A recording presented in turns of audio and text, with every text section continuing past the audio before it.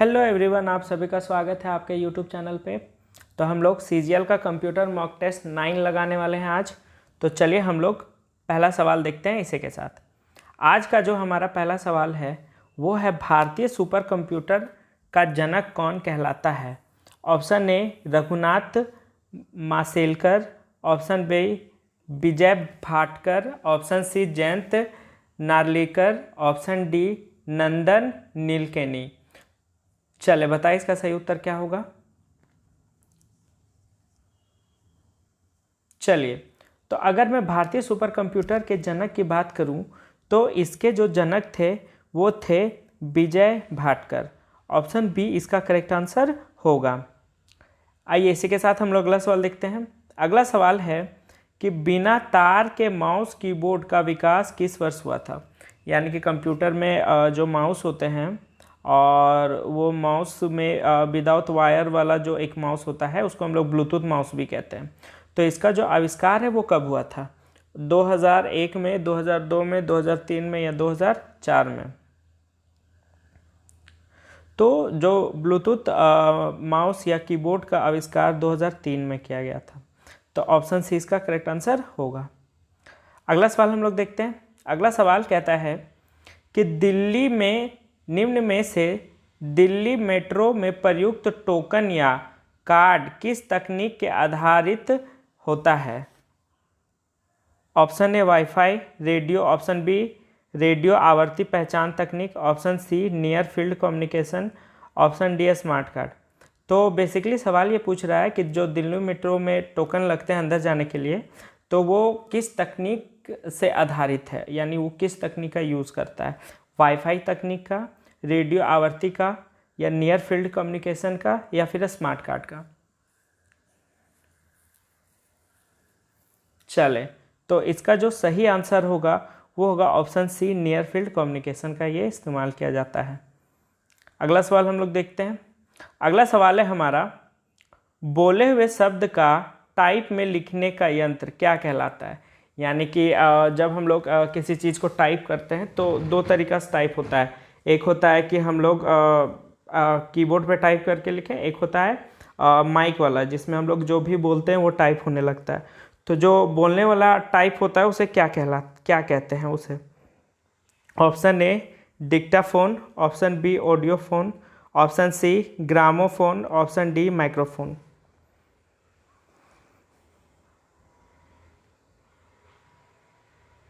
चले, तो इसका करेक्ट आंसर होगा ऑप्शन ए डिक्टाफोन, उसे हम लोग डिक्टाफोन कहते हैं।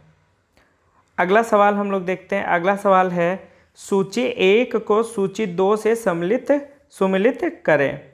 चले देखते हैं। यहाँ पे लिखा हुआ है कुछ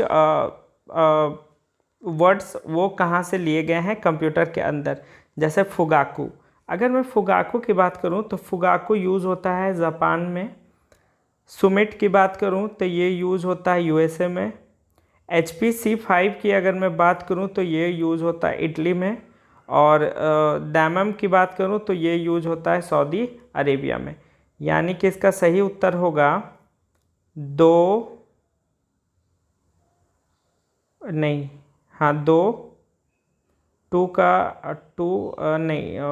कैसे होगा, एक मिनट, एक बार हम लोग फिर से ट्राई करते हैं। फुगाकू 1 का 3, Summit USA 2, HPC Italy 1, Dammam Saudi Arabia 4, यानी कि 3, 2, 1, 4।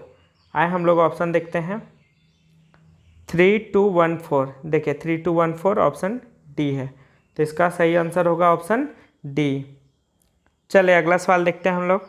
अगला सवाल है हमारा, स्कैनर स्कैन करता है, खाली स्थान है, सिर्फ पिक्चर्स और टेक्स्ट को, या सिर्फ डॉक्यूमेंट्स को, या फिर ऑप्शन डी ये सभी। तो स्कैनर की बात की जाए तो वो स्कैन करता है इन सभी चीज़ों को। तो ऑप्शन डी इसका करेक्ट आंसर होगा। अगला सवाल हम लोग देखते हैं। अगला सवाल है हमारा, निम्न में से किस प्रकार का क्लाउड सिस्टम और सेवाओं को संगठनों के समूह द्वारा एक्सेस करने की अनुमति देता है। तो अगर मैं क्लाउड सिस्टम में सेवाएं संगठन की अनुमति की बात करूं तो ऑप्शन ए सार्वजनिक cloud, option B hybrid cloud, option C सामुदायिक क्लाउड, ऑप्शन डी निजी क्लाउड।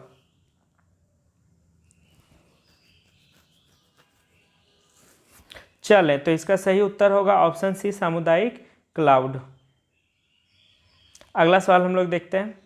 अगला सवाल है हमारा, C++ एक खाली स्थान लो लैंग्वेज है, हाई लैंग्वेज है, मिड लैंग्वेज है या लो लैंग्वेज की विशेषता से युक्त एक हाई लैंग्वेज है।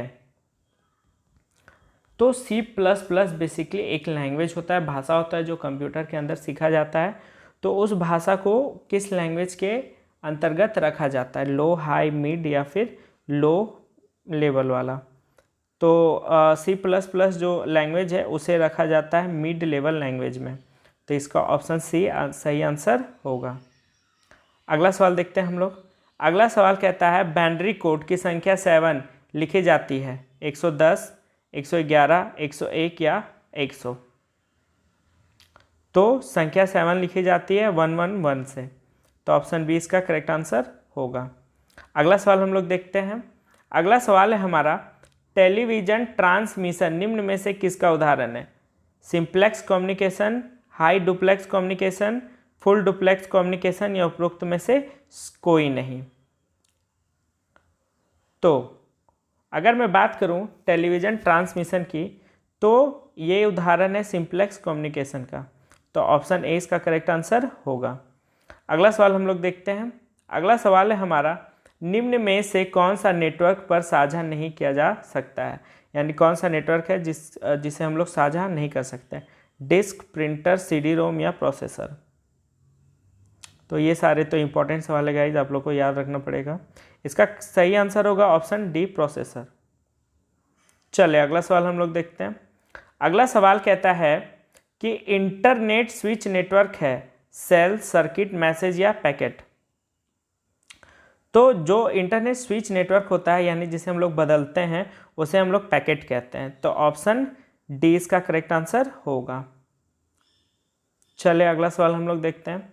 अगला सवाल है हमारा, क्रोम में क्रैश्ड सामग्री को अनदेखा करते हुए वर्तमान पृष्ठ को पुनः लोड करने के लिए निम्न में से किसका उपयोग किया जाता है?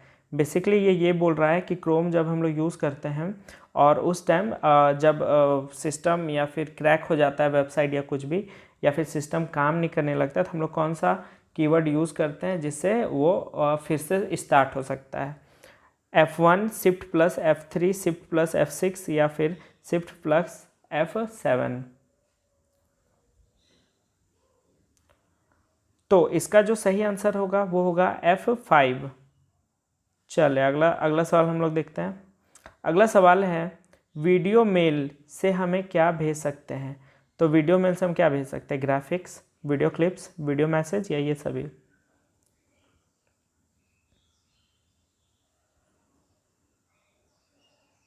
तो वीडियो मेल से हम ये सभी को भेज सकते हैं। ऑप्शन डी इसका करेक्ट आंसर होगा। अगला सवाल हम लोग देखते हैं। अगला सवाल कहता है कि एक डेटाबेस डिक्शनरी के रूप में जाना जाता है। जो डेटाबेस डिक्शनरी है वो किसके रूप में जाना जाता है? सूची के रूप में, मेटा डेटा रिपोजिटरी के रूप में, डेटा गोदाम के रूप में या डेटाबेस के रूप में? चले बताएं। एक डेटाबेस डिक्शनरी बेसिकली जाना जाता है मेटा डेटा रिपोजिटरी के रूप में। इसका ऑप्शन बी करेक्ट आंसर होगा। अगला सवाल हम लोग देखते हैं। अगला सवाल कहता है कि आंकड़ा को एक स्थान से दूसरे स्थान तक पहुंचाने के रूप ही खाली स्थान कहलाता है। प्रक्रिया, सूचना, गणना, तुलना। यानी बेसिकली कोई डेटा है उसे एक स्थान से दूसरे स्थान में पहुंचाने के लिए किसका इस्तेमाल किया जाता है? तो इसका जो करेक्ट आंसर होगा वो करेक्ट आंसर होगा ऑप्शन बी सूचना। चले अगला सवाल हम लोग देखते हैं। अगला सवाल है हमारा कि कंप्यूटर की क्षमता और अनुकूलन को बढ़ाने के लिए उपयोग किया जाता है विस्तार कार्ड का, पॉट का, मदरबोर्ड का, इनमें से कोई नहीं। तो अगर हम लोग कंप्यूटर की एबिलिटी और उसका जो यूजेज है उसको बढ़ाने के लिए बेसिकली हम लोग यूज़ करते हैं ऑप्शन ए विस्तार कार्ड की। तो इसका ऑप्शन ए करेक्ट आंसर होगा। चले अगला सवाल हम लोग देखते हैं। अगला सवाल है हमारा, कंप्यूटर के आंतरिक तापमान को किसके द्वारा नियंत्रित किया जाता है? जो इंटरनल जो टेम्परेचर है उसे हम लोग कैसे नियंत्रित रखते हैं? जैसे क्या होता है ना कि कंप्यूटर हम लोग बहुत ज़्यादा यूज़ करते हैं तो वो गर्म हो जाता है, तो वो गर्म हुआ मशीन को ठंडा किससे किया जाता है? शक्ति से, विस्तार कार्ड से, पंखा से या पोर्ट से? तो ये इजी है। सीपीयू में बेसिकली आप लोग अगर यूज़ करते होंगे तो आप लोग पता होगा अंदर पंखा लगा होता है, तो उसी से उसका टेम्परेचर को नियंत्रित किया जाता है। ऑप्शन सी इसका करेक्ट आंसर होगा। अगला सवाल हम लोग देखते हैं। अगला सवाल है हमारा, डॉक्यूमेंट्स में पिक्चर या टेक्स्ट जोड़ने रखने के लिए खाली स्थान का प्रयोग किया जाता है? टीवी का, यानी डॉक्यूमेंट और पिक्चर टेक्स्ट को जोड़ने के लिए हम लोग किस चीज़ का इस्तेमाल करते हैं? TV, squeeze in, push in या इंसर्ट का? चले, तो इसका सही आंसर होगा ऑप्शन डी, इंसर्ट का हम लोग इस्तेमाल करते हैं। अगला सवाल हम लोग देखते हैं।